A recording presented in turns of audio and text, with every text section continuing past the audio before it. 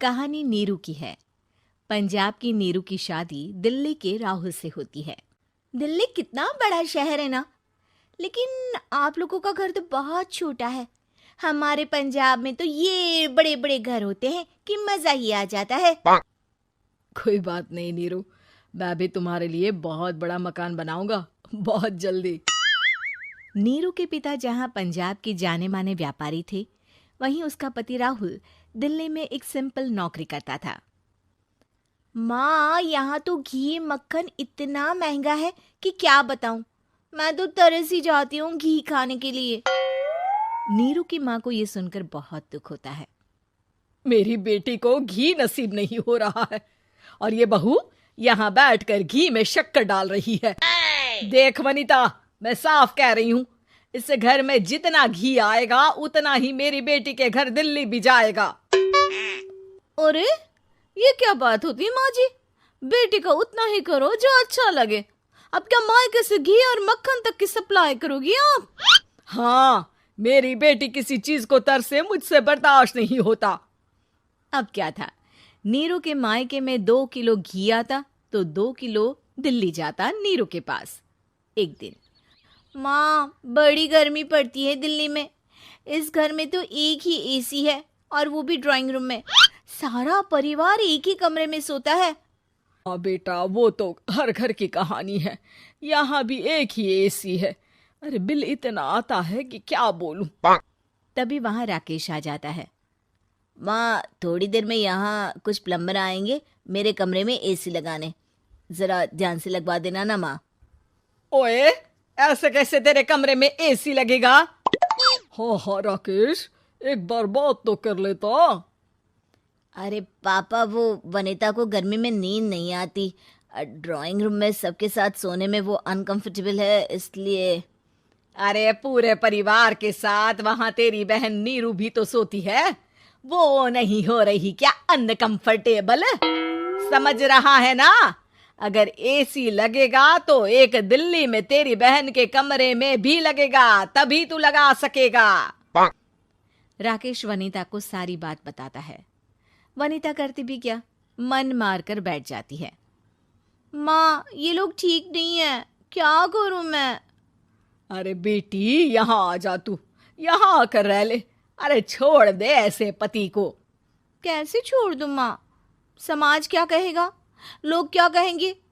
वैसे भी मेरा एक बेटा है मयंक। अरे हटा बेटा, तेरी उम्र ही क्या है? इतनी परेशान रहेगी तो काम कैसे चलेगा? खैर, बात आई गई हो जाती है। माँ को लगता है कि नीरू ठीक है, तो वहीं नीरू के मन में एक ही लाइन चल रही होती है, यहाँ आजा। माँ ने तो बोल ही दिया है कि यहाँ आजा। बस मयंक थोड़ा सा बड़ा हो जाए, इन गरीबों को छोड़कर मैं वापस माँ के पास ही चली जाऊंगी। वो इसी सोच में बाजार में चल रही थी कि मैम, आपका दुपट्टा जमीन को छू रहा है।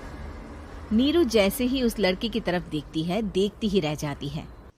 हाय रे, कितना सुंदर लड़का है ये। अब क्या हुआ? मैंने कहा आपका दुपट्टा। तो खुद ही उठाकर दे दो ना। लड़का समझ जाता है कि नीरू उस पर फिदा हो चुकी है। वो उससे उसका नंबर लेकर चला जाता है। अब क्या था, नीरू और रोहित में लगातार बातें होने लगती है। मैं हरियाणा का रहने वाला हूँ, यहाँ एक बड़ी कंपनी का मैनेजर हूँ। अच्छा, और कितने बच्चे हैं तुम्हारे? बच्चे? अरे मेरी तो शादी भी नहीं हुई है। तुम बताओ, शादी करोगी? नीरू शर्मा जाती है। अब लेकिन मैं तो पहले से ही शादीशुदा हूँ। मुझे फर्क नहीं पड़ता, बस तुम शादी कर लो, भाग चलते हैं। बहुत पैसे वाला हूं मैं, हमेशा खुश रखूंगा तुम्हें। नीरू रोहित से मिलकर सारा प्लान बना लेती है और फिर एक दिन घर से भाग जाती है। दोनों शादी कर लेते हैं। शादी के बाद, क्या बात है नीरू, तुम्हें परेशान सा देखता हूँ, सब ठीक तो है ना? हाँ हाँ, सब ठीक है।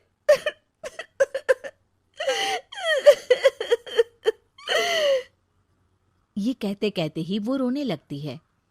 अरे क्या हो गया, रो क्यों रही हो? मैंने तुमसे एक बात छुपाई है और वही बात अब मुझे परेशान कर रही है। रोहित, मेरा एक बेटा भी है, उसका नाम मयंक है। क्या बात कर रही हो? ये तुमने मुझे पहले क्यों नहीं बताया?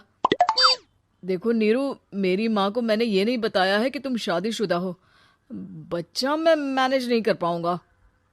नीरू को समझ में नहीं आता कि वो क्या करे। अ, तुम उस बच्चे को अपनी माँ को क्यों नहीं दे देती?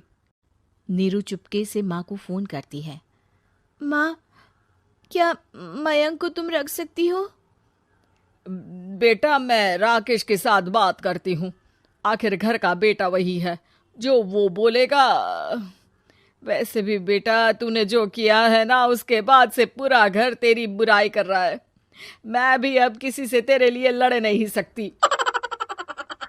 राकेश बेटा, नीरू ने तो जो किया बहुत ही बुरा किया, लेकिन मैं सोच रही थी कि क्यों ना मयंक को हम यहाँ ले आए।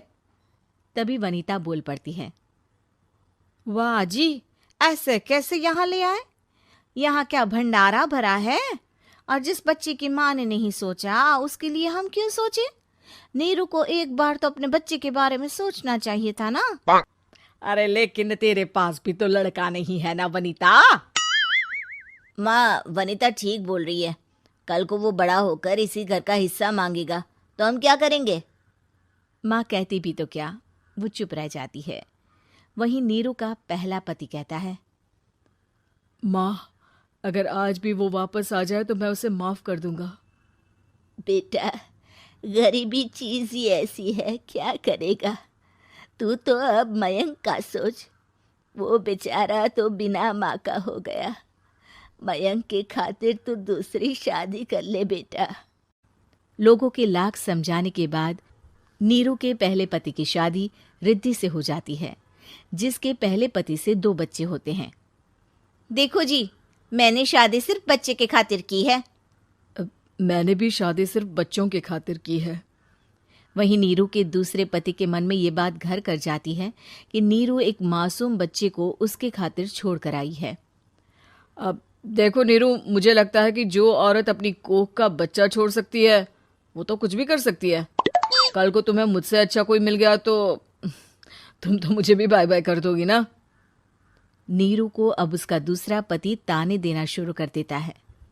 तंग आकर नीरू उसके यहाँ से भागकर अपने पहले पति के पास चली जाती है, लेकिन ससुराल में क्या लेने आई है नीरू, मयंक को?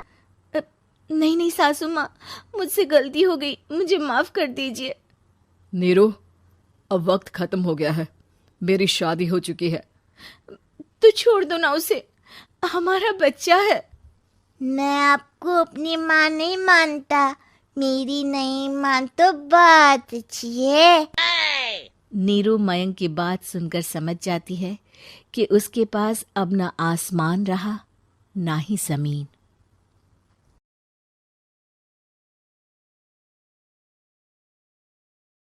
क्या सास बन सकती है माँ?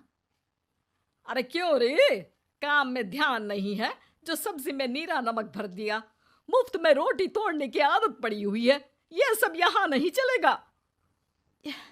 गलती हो गई माँ जी, माफ कर दीजिए। माफी चाहिए? चलो ठीक है, ये नमक भरी सारी सब्जी खत्म कर, कुछ भी फेंकना नहीं चाहिए, मिल जाएगी माफी। सुनैना की शादी कुछ महीनों पहले ही वासु से हुई है, जिसके बाद से उसकी जिंदगी इस नर्क में जल ही रही है। और अब यही सुनैना की आम जिंदगी है, जिसमें उसकी सास हर छोटी बात पर और कभी कभी तो बिना किसी बात के बस उसे परेशान कर खरी खोटी सुनाती ही रहती है। सुनैना, कल मुही कहाँ मरी हुई है, इधर तो आ। सास की आवाज सुन सुनैना भागती हुई उसके पास आती है। क्या हुआ माँ जी? अरे तुझे पता है मेरे पैरों में दर्द रहता है, तो मुझसे बदला लेने के लिए टीवी का रिमोट इतनी दूर रख दिया। अरे मुझे ज्यादा खड़ा कर पैर तुड़वाना चाहती है क्या? आज पूरा दिन तू एक पैर पर काम करेगी, अगर कहीं दूसरा पैर जमीन पर रखा तो मुझसे बुरा कोई नहीं होगा।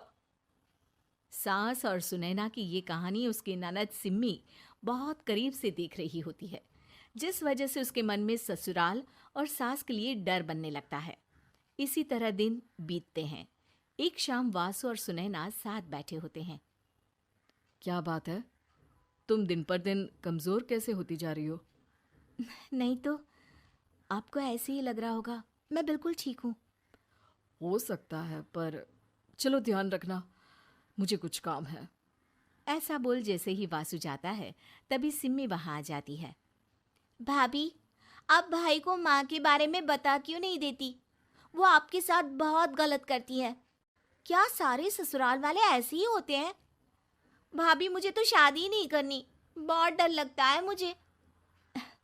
अरे तुम बेकार ही टेंशन ले रही हो, ऐसा कुछ नहीं है। मुझे पता है तुम्हारा ससुराल बहुत अच्छा है, इसलिए खुशी खुशी ससुराल की तैयारी करो।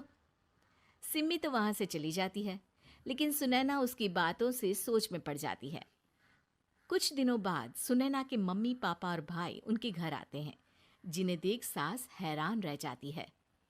आप लोग सुनैना से मिलने आए हैं? अरे बहू, देख तो तेरे मम्मी पापा आए हैं। जी नहीं, आज हम यहाँ लड़की नहीं लड़के वाले बनकर आए हैं।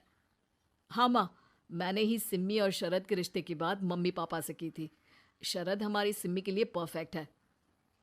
बेटे की बात मानते हुए उसकी माँ रिश्ते के लिए मान जाती है, पर अब सिम्मी के मन में ससुराल का डर और ज्यादा बढ़ जाता है।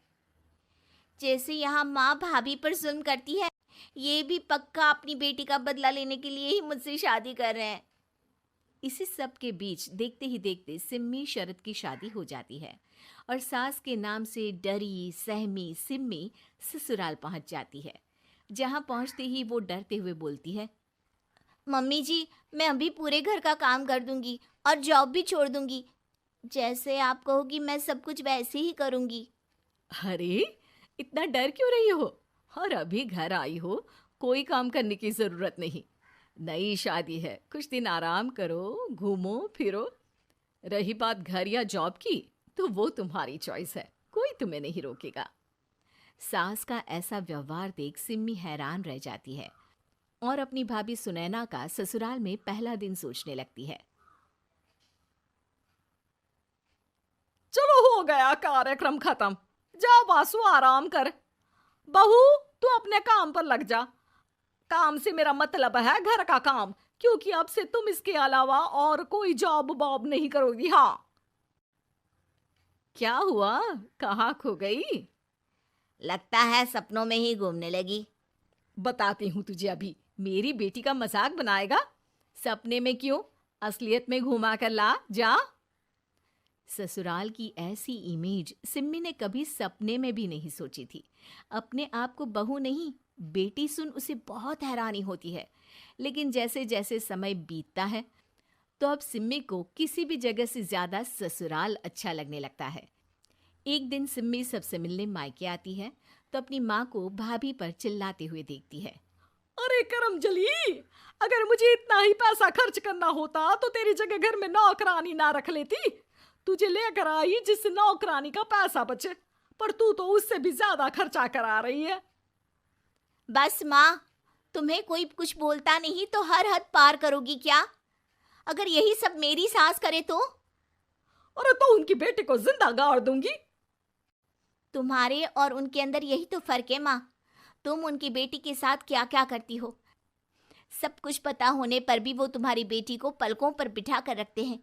एक आप है, उनकी बेटी को अपनी बेटी जैसा तो क्या बहू तक नहीं समझती। माँ, आपको सुनकर मिर्ची जरूर लगेगी, लेकिन मेरी सास मेरी माँ से अच्छी माँ और सास दोनों हैं। इस पर सिम्मी अपनी माँ को अपने ससुराल और उसके प्यार के बारे में सब कुछ बताती है, जिसे सुन सुनैना की सास को अपनी हर गलती का एहसास होता है।